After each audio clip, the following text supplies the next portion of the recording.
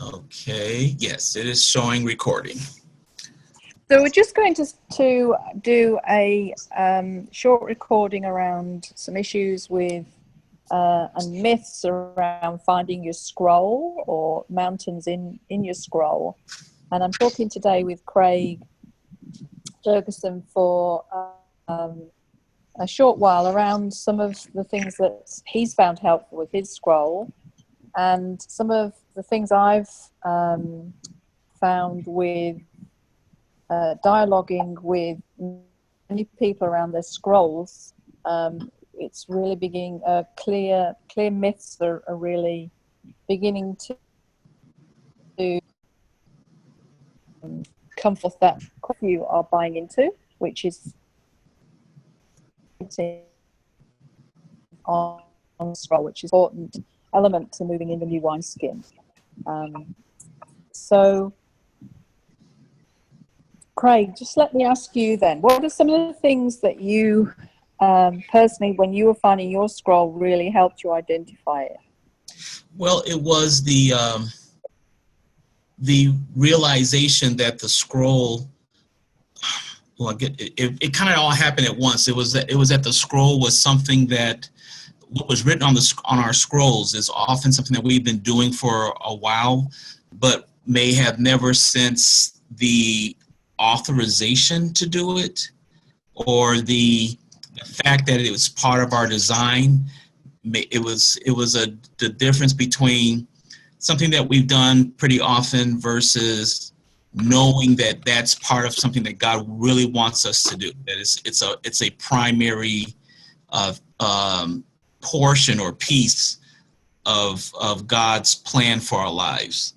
I think that was the biggest thing for me, because once I grasped one element of my scroll that was, that I had been doing or been around or always attracted to, that it was like putting a major piece of a major puzzle piece in place, and there were so many dots that got connected, and it was easier for me to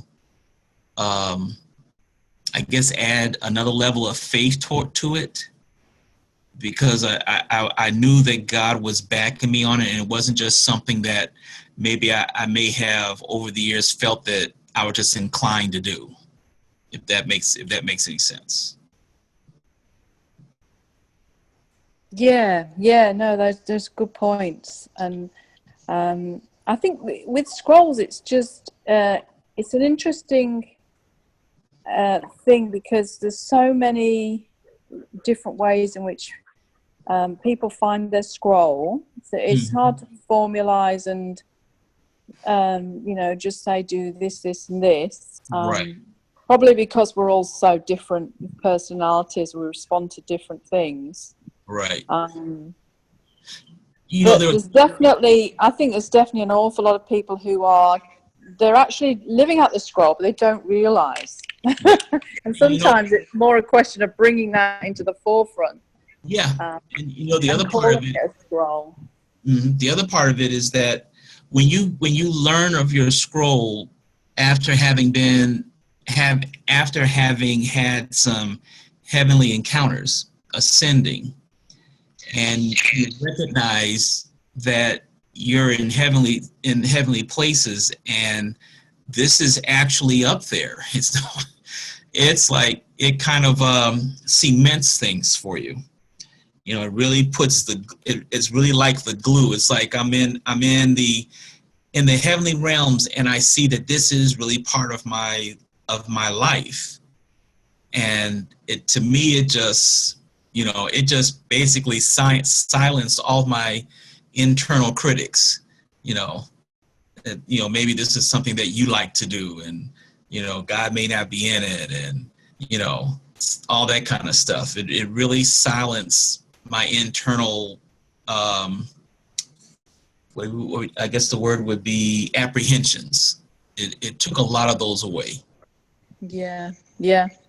I know what you're saying. I mean, for me, it was just major. I think it gave me a passion for the context of Heavenly Realms, because it was no longer just learning a lot of knowledge about Heavenly Realms. Right. The moment I've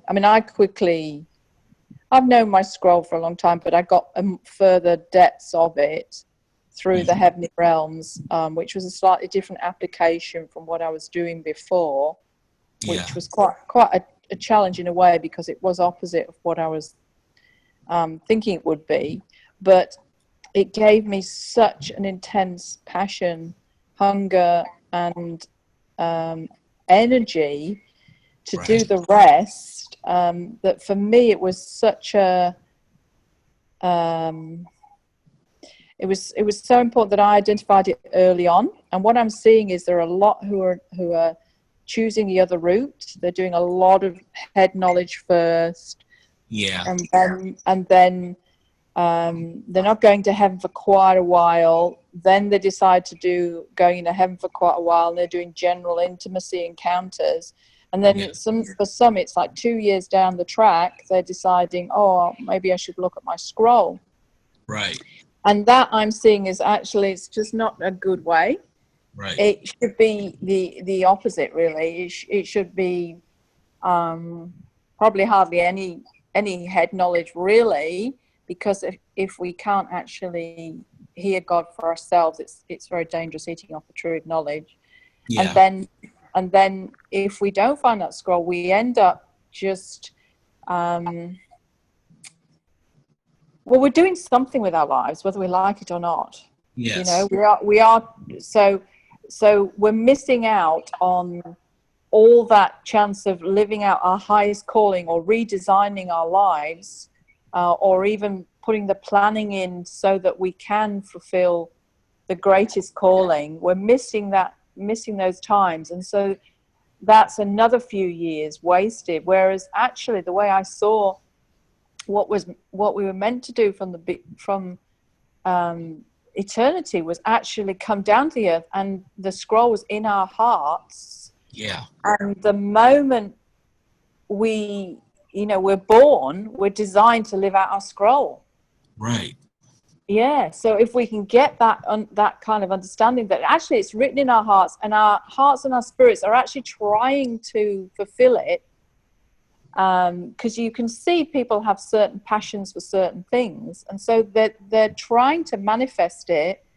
But I think if we can just say and clarify that in people's minds that that's what's happening, they're probably doing most of it a deeper depth to what they're doing, but for some they will have made compromises, and they will have traded on so many flaws that they're not doing a fraction of their scroll. I mean, that can happen to people as well. So that's where you've got to watch, and that's usually the people who are super depressed, say they hate their job, hate their life. They've traded on so many flaws that they're actually probably way off what their whole spirit and the way they were designed to be. But for some, they're sort of for most, they're usually halfway. They're doing things, but it's not quite. They know they're called. And that was for me. I was called. I knew I would say I was doing a real huge part of my scroll, but I knew I was called to higher. Yeah. And that's what I constantly have done in my life, is look to how I can work out the highest calling. So every day I ask myself that question: how can I work out my highest calling? I don't just get into a routine. Oh, I'm doing this, I'm doing that. I keep looking for that highest goal. And what I found at the moment with the acceleration with the Heavenly Realms is those things have to keep changing. Yeah. It's like we're not called now to just statically form, one group or one thing and then stay in it for years. Mm-hmm. It's as if we get bored a lot quicker now. Yeah. So we have to kind of keep finding what's really tapping into that major passion and our spirit's crying out for. Yeah. I view in some regards, myself as having, I guess, purposefully accessing the heavenly realms starting back in April of last year. You know, I've had many encounters prior to that, but it's like God initiated. They were like God initiated happenings trying to get my attention, and I was kind of thick-headed. In April of last year, it began to be purposeful, and so I guess I'm asking a question. Okay, you get started with the ascending, and I'm not necessarily asking for a rule, but more of a general approach. You basically begin to ascend, and in the midst of that, pursue your scroll. And once you know what your scroll is, you begin to do some of the other things so that there is much more acceleration. You know, I've noticed massive acceleration since April of last year. I mean, just literally massive. And I know that many, I guess for lack of a better term, are in that traditional discipling process of years and years and years. And there are those that are breaking out. And I think if nothing else, there's a lot of, not confusion, but a whole lot of questions. And as far as the path, what do they do? You know, what do they do first? You know, do they spend time in the courts? Do they, do they go and spend time with Melchizedek? Do they go out to the New Jerusalem? You know, there's so many areas that one can traverse in the heavenly realms. It's just so big. I think it's blowing, if anything, it's blowing many people's minds just how huge if I could even use that word, how expansive it is. And so it's like, where do you start? You know, where do you start, and then what's the next step till you get to the point where you can then venture out, you know, go here, there, and wherever. Yeah, look, you've raised a really interesting point, which I think, again, is probably an underlying principle around scrolls is you've got to go where the passion, the flow of the spirit, the desire of your heart is. Mm-hmm. Because you want to operate in the river of life, not the tree of knowledge. So right. The moment anything starts to get boring, academic, you know, or you feel you should learn this, I think that's when you know you're eating out of the tree of knowledge. Gotcha. Whereas when in the river of life, you just go where you want, where the excitement, the flow is, the passion.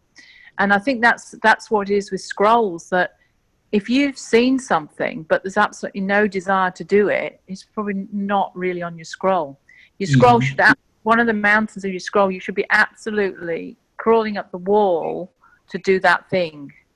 Yeah. And if you're not, then find what you are. Like I wake up each day with, I know my mountains, and I've got quite a few mountains, and they're very big mountains. And so each day it's quite a challenge. What do I do with my time? Yes. But I find I was easily able to identify the mountains because I've seen a trend over a long period of time of where my heart has gone. And the overall theme is discipling, but also around helping people find their highest calling, two of the major ones.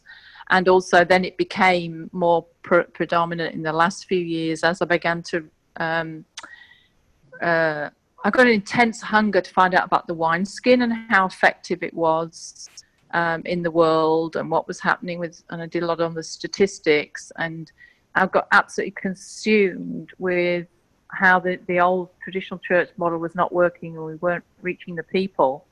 So when the new wineskin revelation became more clear, I mean, I was just consumed from the moment I heard my first podcast. Yeah. So I knew that that was my scroll, and that's never gone away, and that desire is really strong. But each day, I go on desire.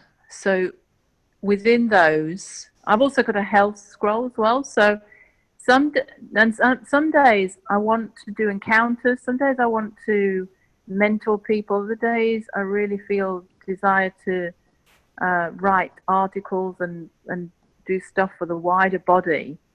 Mm-hmm. But if I go by that flow, and if there's a block, or even those sort of opportunities are not arising, then I know I should move on to something else. And usually I find in the day there is something flows really well with that principle, and I end up achieving something really significant. But that's the other thing I also do, is I say each day I ask for higher and higher understanding, revelation, and also I frame my day around living out my scroll to the highest level.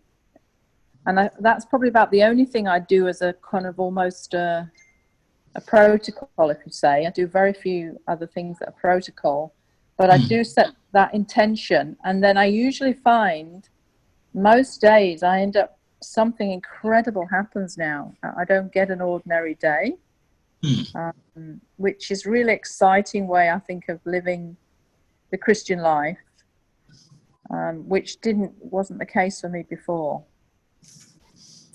Okay. Yeah. So let me ask you a question on what you just said, because there's a group of Christians that are or have been raised and trained to do out of not passion but obligation, I guess you would call it. They feel they have to, it's like, do what my passion tells me to do. No, that's not, I can't do that. I have to do, the steps that they've been, told to do. I got to do the routine. I've got to do this, and it's like, what do you do to arouse them to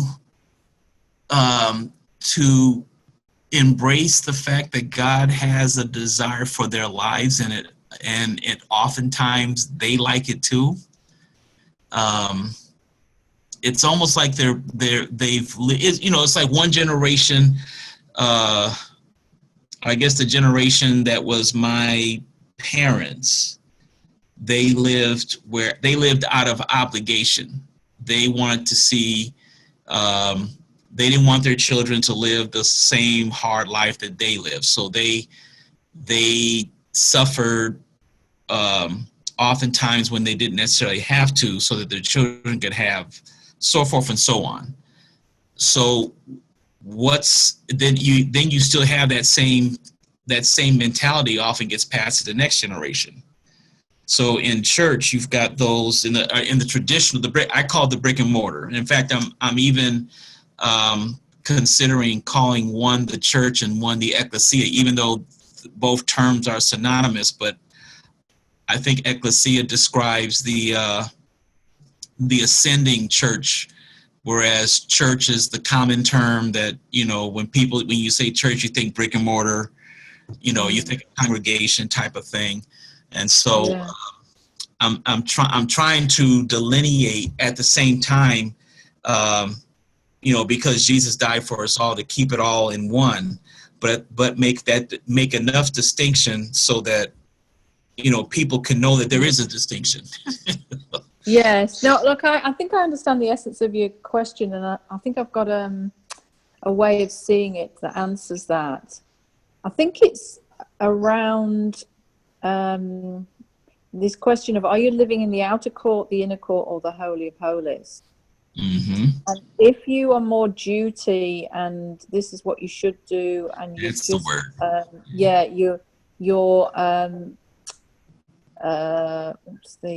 I'm thinking of the Zechariah verses. You're walking Oh, in my ways or performing yeah, my 3, 5, service. 3, 5, and 6, or something like that.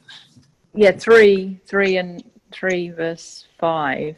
Yeah, You're performing my service, and that's not the where we're really called to. We're called to the Holy of Holies, to yeah, take charge of the courts, and to actually rule.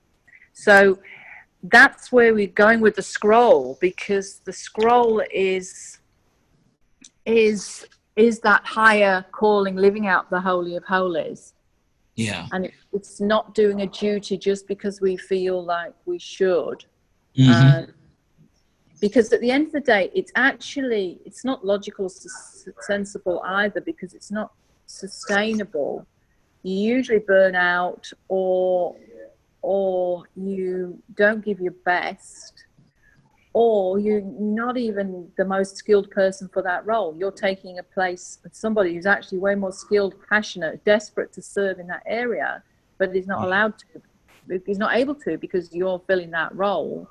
And you, because out of duty and not out of Yeah, not. yeah, yes. I mean, that happened to me. I knew that I was called to certain roles and I could do them really well, and I could see this great way of doing them. But there were people in there that were doing that, and often they weren't very passionate about what they were doing. They just thought they had to do it. Right. And then it turns the whole way the body works upside down, and it just does not function well. Yeah. And then other people get so fed up of waiting that often they'll just go and do something else outside of the body of Christ, because there's no opportunity and facilitation of that scroll. So we're trying to change that now. We're trying to build a whole new wineskin that actually empowers people wherever they feel their highest calling. We're trying to find a place for them, and equip them, and not sort of judge them and say, you've got to have been done this amount of training, or you've got to have been in our organization and we know you for 3 years and we've got to test you out and all that. Right. We're just releasing. It's for them to be judged by God and not us, and we're just releasing them, and also saying that this is not our organization. So you're free to go and actually find people and work with them in whatever way really works for them as well. Right. Right. And that's what we're seeing now, that there's just a flow. There's a flow of initiative. People are not having to get permission from leaders. There's no unnecessary bureaucracy, and people are just flowing and ministering and connecting it with people where there's rapport, and it's beautiful to see. And there's a flow, but there's also an awful lot who are just stuck. And I was just thinking of a few myths that you see, this morning is a prime example. I woke up and suddenly this subject of scrolls was on my heart, and I just wrote out a few myths. So I just flowed, because that's part of my highest calling, is actually busting these myths and getting people moving forward. Changing wrong thinking. So it was actually a delight for me to do this, and I just saw several that I wanted to just share in case there's anyone listening who we've got Christina Blackhead's on now. Oh, great. Great, Christina. Well, I'll just share these, and then we can ask you where you're at, if you like. But one of the things is, I hear a lot, is God will tell me my scroll when he's ready to tell me. So I just sit back, wait, and then one day I might get an amazing dream or something that will reveal my scroll. And I actually see that is just not what a mature son, it's the other way around. That's what an infant, a baby does, sit back. A mature son actually sets their desire, hungers, takes the initiative in that relationship, and cries out for revelation of their scroll. And you see that a lot in the scriptures. And when that happens, that's often when you get something. God will honor that. But if you're not that bothered, God's never a one that wants to push stuff on you. So Yeah. it usually comes from desire, not the other way around. But that is such a myth in the body that it will just happen when God's ready. Mm. And the second one is I'm learning other things at the moment. There's so much to learn. I'll get round to it at some point. Wow. So what I've put here is, just scrolls affect everything you do with your day. So you're working out some scroll, whether you realize it or not. So isn't it better to find your highest calling as soon as you can? Because otherwise you're just giving away. You're living out a lower destiny, and I think that's what the choice we're faced each day is. The enemy does not want us to live out our highest destiny, so he's going to look and distract and try and pull you away from that highest destiny. So if we can each day recognize we've got that kind of dilemma going on and say, well, what is my highest destiny today? Am I going to open? A little thing I do as well is I open my books of destiny quite regularly, and I almost see it like pages. So I have, I've opened it as a general thing, but then I'll go in and go, no, today I'm going to open another page and see if there's a higher level of my destiny in that book that's there. And that helps me keep going for that highest calling. Okay. Not settling. It sounds like you're going to need to do a writing on books of destiny as well. I don't know what else there is to say other than I've put an awful lot in my pages about what that means, the book of destiny. But all I've seen through numerous encounters is there are many pages and many depths, but we often, until we get the ball moving in some area, we don't see it. So it's not that it's laid. I think that's another myth. People think, it's going to be just laid out for me. This will be, I'll do this, I'll do that. And I think it's not always, you don't see the whole big picture immediately. Right.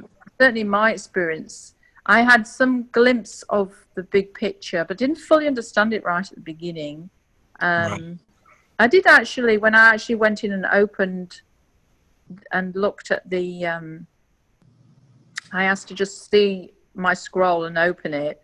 I didn't see any words on it, but I did see a picture, and I didn't fully understand it, but I kind of did. And then there was another picture I saw, which did kind of sum up the overall essence of what I was called to do, but I didn't know the practicalities of it.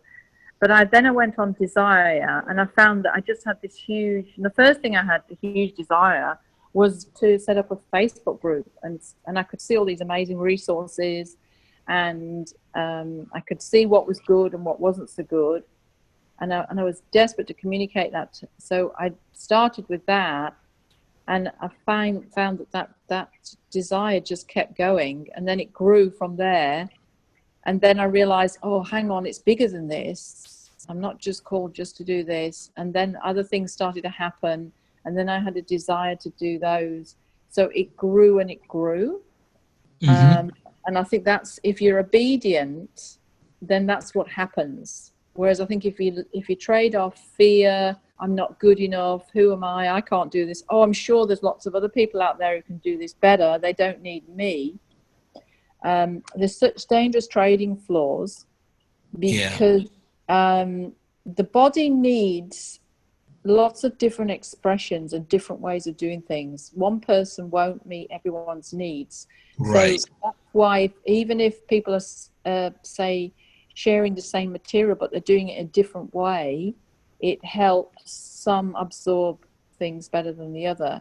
So, and even certain personalities have rapport with certain people and others don't. So that's why everyone is needed. And what we tend to say a lot is no false humility. And I think there's a lot of false humility we have been brought up with the church. And Yeah, also often waiting for permission. Oh, that's another one. right. Yeah. So a lot of people just sit back and then they're waiting for someone to invite them to something, to say they're good enough to do that. And that's not what a mature manifest son is about. They know their value, they know their worth, and they actually have the confidence and the self-esteem to to go forth and take the initiative and find those areas that meet their scroll. Yeah. But I'm finding a lot of people just will not come forth and say, can I do this or can I do that? I think there's an awful lot of the old wineskin where they've been rejected as well. So that's what we're trying to communicate, is that the new wineskin is, we're not going to reject you. We're just going to try and find a place for you. Mm-hmm. And I don't think I've said to anyone they can't do anything, because there's always something. The moment we know anything, we've got something to pass on to someone else. Yeah. Yeah. And that's what we're finding. A lot of people don't want to mentor other people either, because they feel they don't know enough, but they always know more than someone who's one step behind them. Yeah. So that's another thing of actually walking in your authority and of who you are as a son. Mm-hmm. Recognize we've got something to give. Yeah. Yeah. And the third one I've got here is, I've sought my scroll, but I can't see anything. That a lot of people say that, but we do know we're called to the new wineskin, and to go and make disciples and to reach the lost. So no one can say they don't know the scroll at all. We've got a lot of things that we can be doing, and often most of the other detail is more just other mountains that you might have, like business, poverty. A lot of people are saying setting the captives free, which often they're referring to things like working with abused people or legislating over those sorts of issues. We've got a family group, so some people now are legislating over a lot of issues around the family. But we've got to remember also the scroll is a lot about spiritual, not just what you do practically. So there's a lot we can actually achieve, way more through legislating than we can going off and developing a whole new career. And I think that's really where the new wineskin is at the moment. This is more about growing in our spiritual authority and what dominion we can take over spiritually. So that's, and the last one I've got here is, responsibility is not for me. I believe it's mainly about intimacy. There's a lot going on with that. And I've put here, whether we like it or not, we take responsibility for something in the world. It's actually hard to live and not say you're not responsible for anything. I think it's just impossible. And we're called to take dominion. And just focusing on intimacy can lead us to being very insular, if not balanced with responsibility. And even Jesus took responsibility in the Trinity to come back to the earth and redeem the earth. So responsibility is just weaved all the way through Scripture. And if we can get that out the way, I think we can develop a passion for scrolls. So I think some people have no passion for scrolls because they're seeing it's all intimacy. Or make themselves ready to go to heaven. Or cleansing, and that's the main. I remember somebody wrote about the Azusa Street revival, and they said during the Azusa Street revival that there was a teaching emphasis on the Lord's about to come back, so be ready. And so what few people did was actually document what was going on. They said that they would be walking around the town with their heads up and looking at the sky, and they did not properly prepare the next generation because they thought that they were the last ones. And And so it was just that, they wanted that, I think it lasted 3.5 years, and they wanted more of the relation, the intimacy, the worship, and people were being, if I'm understanding correctly, people were being attracted by what was going on by the Spirit to come to the revival. I don't know if it was actual going out and ministering outside of that building. I think it was just so that what was going on was just so intense. Basically like Acts 2 and 4. People were hearing the sound, and so people were coming there, and the ones that were caught up, they didn't do much documentation.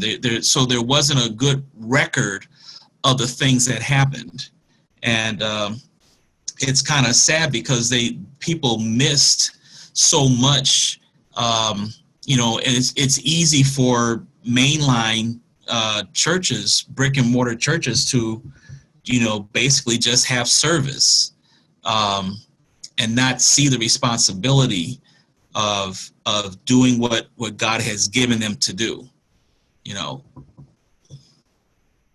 Yeah, that's a really good point, and I think that's what I saw big time when I did a lot of study, reflection, contemplation with God about the whole state of the church, and you could see very quickly a huge trend to becoming very insular and not really having that impact. And it was all about just come in, bring into the church what you did in those services. And there was a huge element we were not recognizing the value of people's contribution in the workplace as well. Yeah. So that's what we're trying to change, bring in marketplace thinking that what job you do is just as well, is a heavenly scroll. It's not just when you minister to someone in a Christian context. Right. We're trying to change that thinking. The Jews really had that truth. They really have that truth about their workplace. They really believe they're partnering with God when they do their jobs, or whatever that job may be. They equate it with partnering with God. Yeah. But I think what we're trying to do as well is even take that further and say it's not even just about, your job's a valid contribution, but looking to saying what you have huge dominion over some of the major issues in society. So we can bring back Earth in line with the heavenly blueprint. Right. If we can communicate that to people as well, that don't settle for small things. You've been called to a huge agenda of restoring the earth. And so find those causes that absolutely get you righteously angry and you desperately want to do something about, and then you can instantly go in the courts, you can form cases, you can on your own with your men in white linen as well. You don't even have to find an encounter group, but then now we're seeing all these encounter groups springing up who are dealing with major injustices in society. So I feel like we're storming society again, restoring the huge authority that we were meant to have as an ecclesia, and moving it away from a small time sort of home group sitting in a service spectating scenario, to really reclaiming the earth again. And I think that's really exciting, and that's why I'm so passionate about Scrolls, because if we can get people thinking that way, each person having that, growing in that level of authority, and also moving up in the courts, moving towards kings, being a king, being a chancellor. Some are being called now to judges. It's really exciting to see the authority that we're now restoring, which is what we were always meant to have, but we kind of got lost. Yeah. One quick question, or maybe only time for the last one. Um, you mentioned about, there's a lot of things to do, and that we're supposed to we need to find out, I guess daily, not I guess, but daily, what it is and what it is that God wants us to focus on that day. And that's something that has helped me or right now, what you were saying earlier, because that's, I'm going here, there, um, work responsibilities, and trying to fit things in their places. And so, if nothing else, not only did I understand some of the some of those myths, but you also said something about the what was it? Um, that basically the highest thing, and that I don't have to. No, this is what it was. That I don't have to try to do everything every day, each day. I can just focus on what God wants. One way I was kind of taking it was that God gave me this over these last 10 months now. It's been like, okay, God, you give me this, you give me that. I'm now aware of this, so I got to do this. I got to do this, and been kind of running around with my like a chicken with his head cut off. Giving certain things some time, and then other things, and then feeling almost a sense of guilt because I didn't get to that mountain. I got to a few here.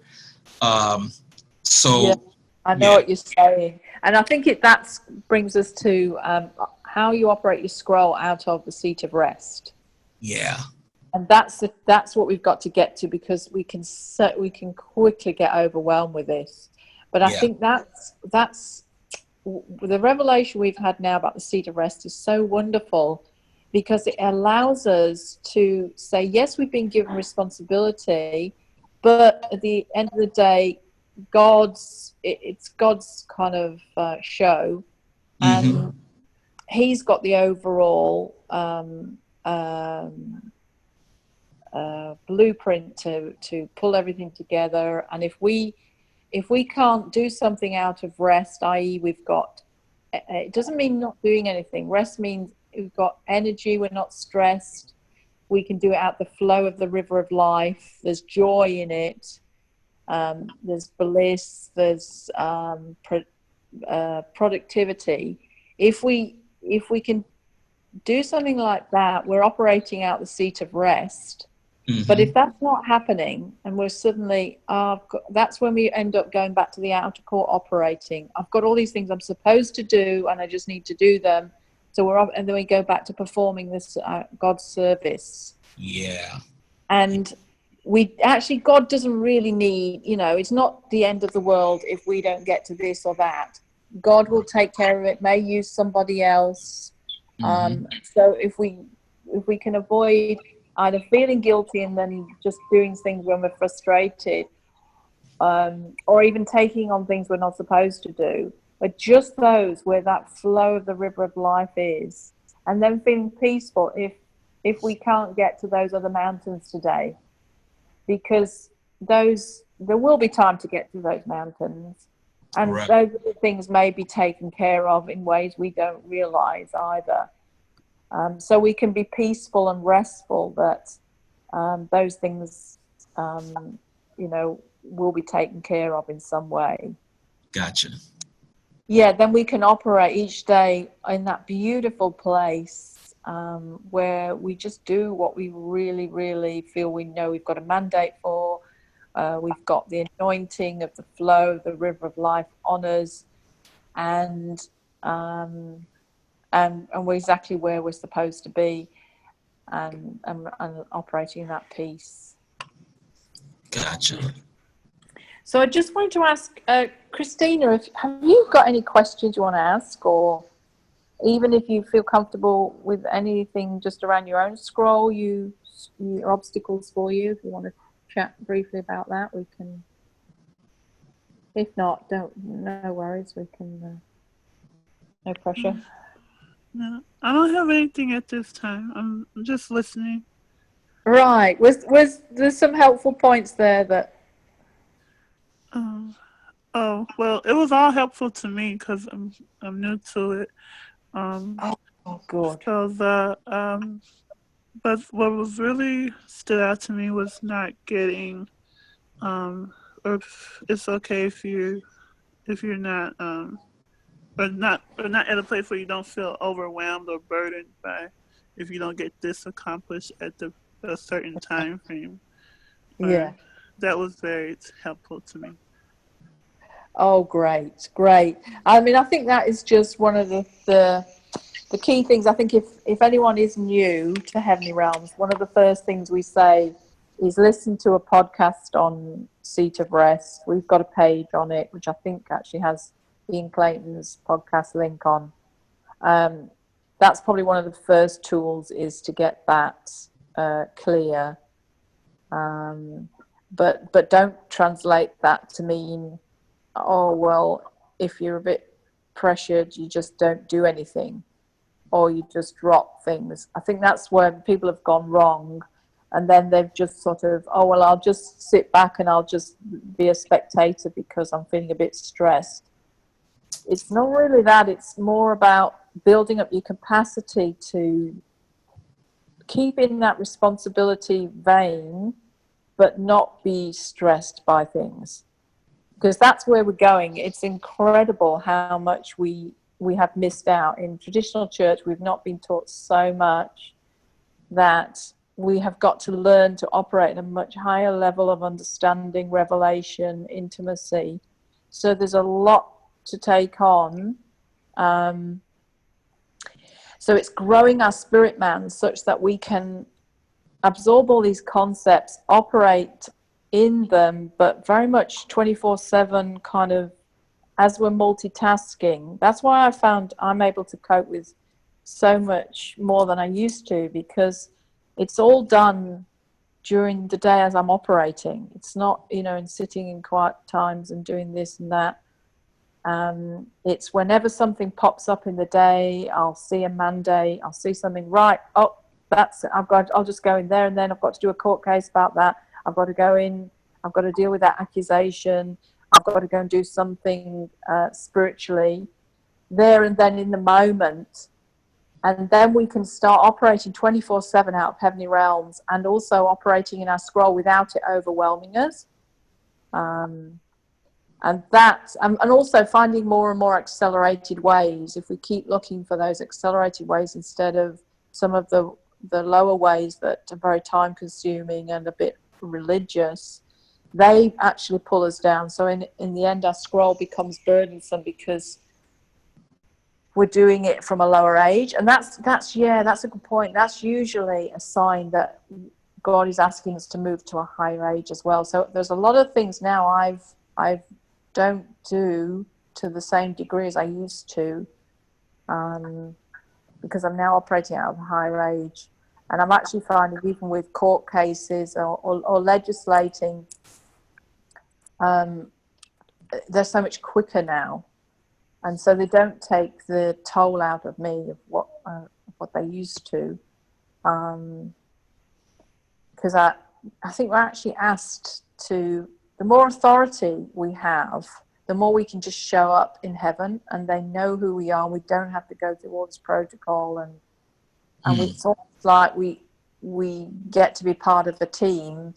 And you don't have to keep introducing yourself and all the things. And there's so much more infused knowledge, I find now. So I can actually go and do a court case without hardly any preparation or words or anything. I just get this huge sense there's a real injustice here. I know it's on my scroll. I know I want to take authority. I want to do something about it. It's a joy. So I go in, and I can do things really, really quickly now because they know who I am. And that's what's exciting, is that it's not that this list is growing and growing of all the things we've got to do. Those things will change as we operate out higher age and become simpler, easier, so we can cope with more. I'm going to say that really helped me, because that's what been, like I said before, been so busy. I've had to do a few cases. And it's like, I say, well, man, I don't have time to go through the 30, 40 minute like I was doing before. And so I said, Lord, if you'll accept this, Yeah. just putting it up there 2, 3, 4 minutes, sometimes 5 minutes, and even sometimes less, just putting it out there. And I never got, I never felt the sense of that was the wrong thing to do.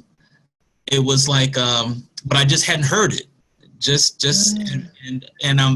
it's like, I guess he's getting me to the place where, if he's in it, just do it. If he's in it, just do it anyway. And Yeah. if it needs to be adjusted, he knows how to adjust it. Well, that's what I went in specifically because in the end I was starting to get really burdened with the number of groups I had, and I could see, like, I couldn't sustain all these 2-hour encounter groups for one small issue. And so I went in and I said, well, what's the way forward here? And I was shown that as we get to chancellor level as well, we don't need to do so many large encounter groups. We can just show up and so now the whole agenda's sort of changing. As you operate as a chancellor, it's a different ball game to when you're operating as a king.